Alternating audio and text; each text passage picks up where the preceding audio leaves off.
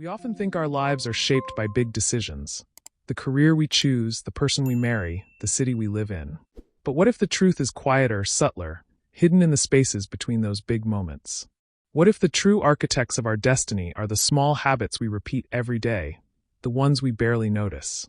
The sip of coffee at sunrise. The 5 minutes you scroll before bed. The way you respond to stress. The words you whisper to yourself in silence. These tiny actions, they seem harmless, forgettable even, but they're quietly shaping who you are becoming. I didn't realize this until I started paying attention. One morning, as I brushed my teeth, I noticed how my body moved automatically, my mind elsewhere. It struck me, how much of life happens like that. We live on autopilot. The brain loves efficiency, and habits are its way of conserving energy. Every repeated behavior carves a neural groove, a pattern the mind follows more easily the next time. The more you do something, the less you have to think about it. That's how habits are formed, not by magic but by repetition. And the brain doesn't distinguish between good or bad. It just obeys the pattern. Scientists call this the habit loop. Cue, routine, reward. A cue triggers behavior, behavior delivers reward, and the brain learns to expect that reward. Check your phone and feel a small rush of dopamine. Bite your nails when anxious and feel temporary relief. Say something kind to a stranger and feel warmth. Every habit starts as a small response to a feeling, but soon it becomes identity. You no longer check your phone. You are someone who's always connected. You no longer exercise occasionally. You are someone who takes care of your body. Identity emerges from repetition. That realization unsettled me, because if habits could build an identity, they could also destroy one. Every late night spent scrolling was a quiet vote for fatigue. Every skipped workout was a small nudge toward inertia. Every complaint was a brick in the wall of negativity. None of it felt significant in the moment, but over time, these small acts built a version of myself that I didn't consciously choose. That's the danger. Small habits don't ask for permission. They grow in silence, shaping the way you think, act, and eventually live. But that also means there's power in awareness. The same mechanism that traps us can free us. If small negative habits can pull us down without noise, then small positive ones can lift us up without applause. The human brain is plastic. It reshapes itself through experience. Change the pattern, change the path. That's the quiet miracle of habit. It doesn't require massive motivation or grand effort. Just a shift repeated enough times to become automatic. Tiny actions, done consistently, create compounding results, like drops of water carving canyons in stone. The first step, though, is noticing. Habits hide in plain sight, disguised as normal life. They live in the spaces between decisions, in the way you reach for your phone when bored, the tone you use when you talk to yourself, the posture you take when stressed. They whisper, not shout. And yet, they hold the power to define your story. We often ask, what do I want to achieve? But maybe the better question is, who am I becoming by what I repeatedly do? That morning, standing by the mirror, I understood something profound. I am not just what I dream of doing. I am what I repeatedly do without thinking. Every small action is a quiet brushstroke on the canvas of my future self. And even though those strokes seem insignificant, one day you wake up and realize they've painted your entire life. Most of us believe we're in control of our actions. We tell ourselves that we make conscious choices, that our willpower determines what we do and who we become. But the truth is far stranger. Much of what we do each day isn't decided by deliberate thought, but by invisible loops running in the background of our minds. These are the habit loops, and they quietly dictate almost half of our daily behavior. Wake up and check your phone. Brush your teeth. Sip your coffee. Scroll. Rush. React. Repeat. Each of these acts feels like a decision, but it's really a program your brain has already written. The human brain is wired to save energy. Thinking deeply takes effort. It burns glucose, it demands focus. So, over time, the brain finds shortcuts. When you perform a behavior enough times, it gets stored in the basal ganglia, a deep part of the brain responsible for automatic actions. That's why you can drive home from work and barely remember the journey. The brain doesn't bother waking up the thinking part, the prefrontal cortex, because the route is already mapped. The same process governs nearly everything you do repeatedly. It's efficient, yes, but it's also dangerous because once something becomes automatic, awareness fades. You stop asking why you do it at all. A habit loop has 3 stages: cue, routine, and reward. A cue triggers your brain to start the loop. Maybe it's stress, boredom, or a notification ping. The routine is the behavior itself, scrolling, snacking, complaining, procrastinating. And the reward is what your brain gets in return, a small hit of dopamine, a sense of relief, a moment of escape. Over time, the brain learns to associate the cue with the reward until the behavior becomes reflexive. You don't eat because you're hungry. You eat because your brain remembers that cookies made you feel better once. You don't check your phone because something's urgent. You check it because the tiny jolt of novelty feels like pleasure. Neuroscientists have found that even when you break a bad habit, the loop never disappears. It simply becomes dormant, waiting for the right cue to reawaken it. That's why people relapse into old patterns months or even years after quitting. The groove remains etched in the brain. But here's the hopeful part. The same mechanism that creates destructive patterns also builds empowering ones. The brain doesn't care what the loop contains. It only cares that it's repeated. This is why small, positive changes, when practiced daily, can reshape your entire sense of self. Understanding the loop is the first step toward freedom. You can't fight what you can't see. Once you recognize the cue that triggers your behavior, you can insert a pause, a moment of awareness. That single breath, that hesitation before the habit runs, is where transformation begins. Replace the routine, keep the reward. That's the secret. If you always check your phone when anxious, replace it with stretching or deep breathing. The cue, anxiety, and reward, relief, stay the same, but the routine shifts. Slowly, the brain rewires. It's not about breaking habits, it's about redesigning them. The most fascinating thing is how these loops shape our emotions, relationships, even our identity. Repetition builds belief. Do something often enough, and your brain starts saying, "This is who I am." Exercise a few times, and you become someone who moves. Write daily, and you become a writer. Complain daily, and you become someone unlucky. It's not the grand gestures that change your life. It's the loops you live inside. Every action you repeat carves a narrative in your brain, turning behavior into identity and identity into destiny. When I learned about this, I started seeing loops everywhere. In how I spoke, how I reacted, even how I thought. A stressful email would arrive, and without realizing it, my body tensed, my thoughts narrowed, and I reached for distraction. The loop ran itself before I even had time to think. But with awareness, I started interrupting it, just for a second, and that second was enough to break the spell. That's when I understood that habits don't control us. We control whether they run unnoticed. Habits are not chains. They're choices we stop noticing. They're silent scripts we can rewrite at any time, but only if we remember we're the authors. The loop doesn't have to rule us, it can serve us. But to do that, we must step out of autopilot and look at ourselves not as machines of repetition, but as beings capable of redesign. Repetition is one of the most underestimated forces in the universe. It's quiet, it's ordinary, and yet it shapes everything, from how rivers carve valleys to how humans carve character. Every small action you repeat becomes a thread, and over time, those threads weave the fabric of your life. You don't notice it happening because repetition hides behind normalcy. It never announces its presence, never demands attention. But slowly, invisibly, it builds you, or it breaks you. Think about how you learned to walk, to read, to speak a language. None of those things came from a single act of brilliance. They were born out of small, repeated efforts. Your brain, through a process called neuroplasticity, physically rewired itself each time you practiced. Connections between neurons strengthened. Signals traveled faster. What was once clumsy became effortless. This is the science behind mastery, not genius, but repetition layered over time. And the same principle governs everything: discipline, confidence, empathy, patience.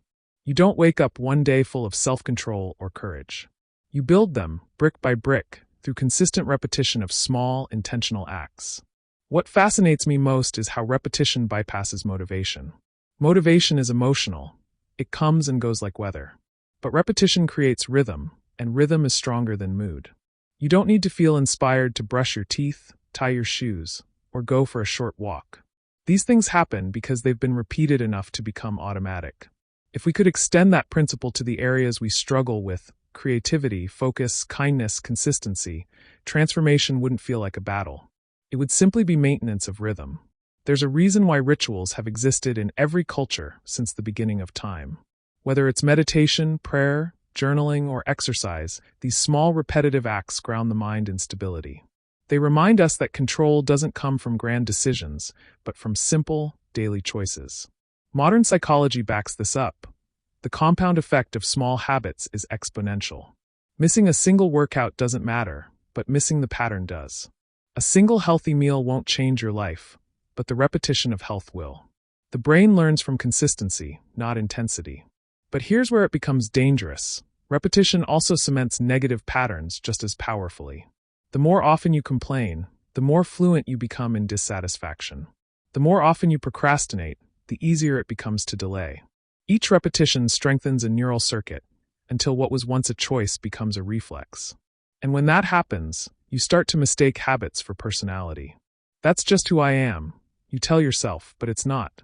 It's just who you've practiced being. Once I understood this, I began to look at my own behaviors differently. I stopped asking why I wasn't changing and started asking what I was repeating.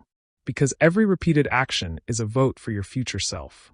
Every time you choose to write instead of scroll, read instead of complain, breathe instead of react, you cast a small, silent vote for the kind of person you want to become.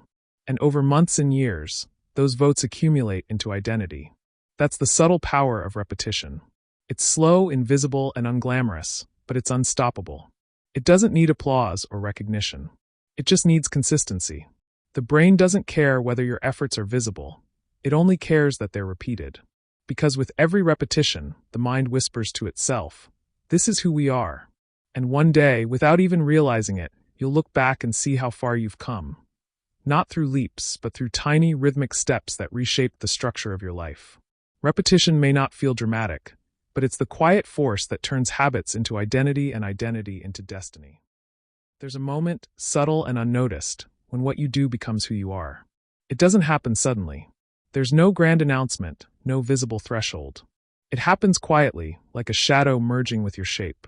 One day you simply realize that the things you used to force yourself to do are now part of you. You no longer have to remind yourself to exercise, to read, to reflect, to show kindness, because you've become the kind of person who does those things. That's the final transformation of habit. It ceases to be behavior and becomes identity. The brain and body crave alignment. Psychologists call it cognitive consistency, the need to act in a way that matches how we see ourselves. Once a habit repeats enough times, your self-image begins to adapt. You stop saying, "I'm trying to be healthy," and start saying, "I'm a healthy person." You stop saying, "I want to be more focused," and start saying, "I'm the kind of person who finishes what I start." Identity is not built through declaration, but through repetition. Each habit is a statement of belief about who you think you are. It's a powerful truth, but also a dangerous one. Because identity can work both ways. If your small habits reinforce self-doubt, procrastination, or negativity, your brain begins to form an identity that matches those patterns. I'm not disciplined. I'm lazy. I can't focus. These aren't personality traits. They're stories born from repetition. You don't wake up one day doubting yourself. You train yourself into doubt by practicing it daily. Each time you avoid a challenge, you reinforce the belief that you can't handle one. Each time you silence your opinion, you reinforce the belief that your voice doesn't matter. The brain doesn't judge your habits. It just records your votes. That's why change often feels like conflict.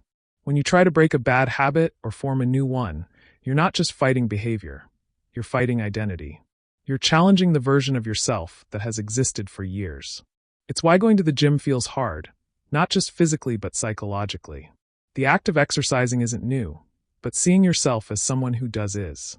Change threatens the comfort of familiarity, and the brain resists that. But identity can shift the same way it formed, one small act at a time.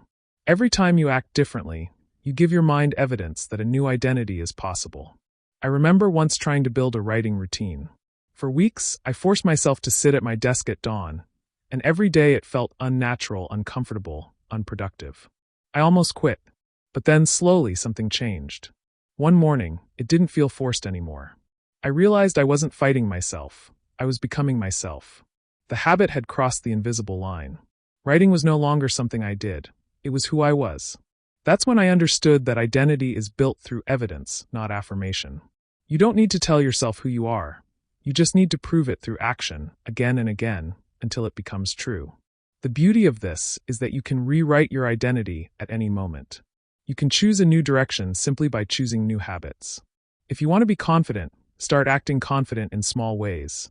Speak up once, make eye contact once, stand tall once. If you want to be calm, practice pausing before reacting. Once, twice, 100 times. Each repetition is a vote, and the brain doesn't need unanimous results. It just needs majority proof. Over time, the evidence becomes identity. The quiet miracle of life is that who you are is not fixed. You're a collection of patterns waiting to be rewritten. Every small habit is a brushstroke painting the person you're becoming. And even though the process is invisible, the result is profound. Because one day you'll realize that you didn't just change what you do, you changed who you are. The danger of small habits isn't only in what we repeat, it's also in what we neglect. The things we don't do, the choices we postpone, the care we forget to give ourselves, they accumulate quietly too. Neglect is invisible because it doesn't break things instantly. It erodes them slowly, the way water wears down stone, the way dust gathers in corners you stop noticing. And one day, you wake up and realize the things that once mattered have withered, not from destruction, but from absence. It's easy to underestimate the cost of small neglects. Missing one day of exercise doesn't make you unfit. Skipping one deep conversation doesn't end a friendship. Ignoring one uncomfortable emotion doesn't make you emotionally detached. But the danger lies in repetition, in the quiet normalization of avoidance. Every skipped moment becomes easier to skip again. Every ignored feeling becomes harder to face later. Neglect, like habit, compounds silently. It doesn't punish immediately, it waits. The brain learns patterns of avoidance too. When you repeatedly choose comfort over challenge, it adjusts. When you numb your emotions instead of processing them, it remembers. Over time, avoidance becomes your default loop. You might still look functional on the surface, working, smiling, scrolling, but deep inside something dulls. The spark of curiosity fades, creativity weakens, and resilience erodes. Life becomes less about living and more about maintaining. And it doesn't happen because of one big failure. It happens because of 1,000 small not todays. There's a psychological concept called drift, the slow, unconscious movement away from your values and intentions. You don't decide to drift, you just stop steering. A small neglected action here, a postponed effort there, and before long, you find yourself far from the person you meant to be. The worst part is, drift doesn't feel dramatic. It feels normal. It feels like just being tired, just being busy, just needing a break. The excuses are gentle, the consequences quiet. But over time, neglect rewrites identity just as powerfully as habit. I once read that a ship only needs to veer 1 degree off course to end up miles away from its destination. Life is the same. You don't lose your potential overnight. You lose it degree by degree, through small acts of neglect. Not reading, not reflecting, not caring for your body, not protecting your peace. Every small neglect creates distance between who you are and who you could be. But there's hope in that same truth. If neglect compounds, so does attention. The smallest act of care can start reversing the drift. One honest conversation can revive connection. One mindful moment can interrupt anxiety. One walk outside can remind you what peace feels like. Neglect hides in routine, but so does renewal. You don't have to overhaul your life. You just have to start showing up again, one small moment at a time. What makes neglect so dangerous is that it's painless at first. It whispers instead of screams. It tells you you'll have time later. It disguises itself as rest, as relief, as convenience. But true rest is intentional, and neglect is unconscious. The difference is awareness, knowing when you're choosing peace and when you're choosing avoidance. Because avoidance feels safe until it starts costing you your spark, your depth, your growth. I've learned that every day, in the smallest ways, we're either nurturing or neglecting the life we want. There's no pause button. Every choice leaves a trace, even the silent ones. The real question isn't what am I doing wrong, but what am I quietly allowing to fade? Because what you neglect, you eventually lose. Not suddenly, but surely. Neglect doesn't announce itself, and that's what makes it powerful. It grows in the dark corners of routine. But awareness is light. And the moment you turn that light on, even in one small area, things begin to shift. Because the same brain that learns neglect can also relearn attention. And the smallest act of care, repeated daily, can rebuild everything you thought was lost. Change never feels big when it begins. It's quiet, unimpressive, almost invisible. You start waking up 10 minutes earlier, drinking more water, taking short walks, speaking a little kinder to yourself. These moments seem too small to matter, so small that no one notices, not even you. But something is shifting beneath the surface. You're planting seeds that take time to sprout. Change doesn't announce itself with fireworks, it whispers through repetition. It works in silence until one day, it becomes undeniable. The compound effect is the invisible mathematics of growth. Every small action you repeat adds a fraction to your future self. The results aren't linear, they're exponential. The first week, nothing changes. The second week, still nothing. The brain is rewiring, but slowly. You start doubting yourself. You wonder if all this effort is meaningless. But somewhere around the 100th repetition, the curve starts to bend. The compounding kicks in. What was once effort becomes instinct. What was once unfamiliar becomes identity. Science explains this through the process of synaptic strengthening, when neurons that fire together wire together. Each time you perform a small positive action, you reinforce the pathway that makes it easier next time. Your brain becomes more efficient at being the person you're trying to become. That's why consistency beats intensity every time. 100 small actions repeated daily will always outweigh a burst of enthusiasm, followed by neglect. The brain doesn't care how hard you try, it cares how often you try. But the power of the compound effect works both ways. Just as small positive actions build progress, small negative ones build decay. The brain compounds failure too, not through punishment, but through pattern. Skip one small thing long enough, and the absence compounds. This is the dual nature of compounding. It amplifies everything you feed it. Every habit is interest earned or debt accumulated. You don't see the difference at first, but over time, the gap becomes enormous. The tragedy is that most people quit right before the curve bends upward. They mistake slow growth for no growth. But the truth is, change hides behind consistency. It demands patience, an uncomfortable patience, because we live in a world addicted to immediacy. We want visible results, measurable success, validation.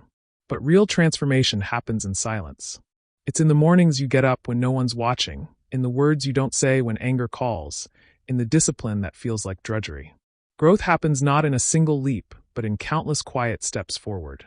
There's beauty in realizing that your life doesn't have to change overnight to be changing. If you improve 1% a day, the math may seem insignificant.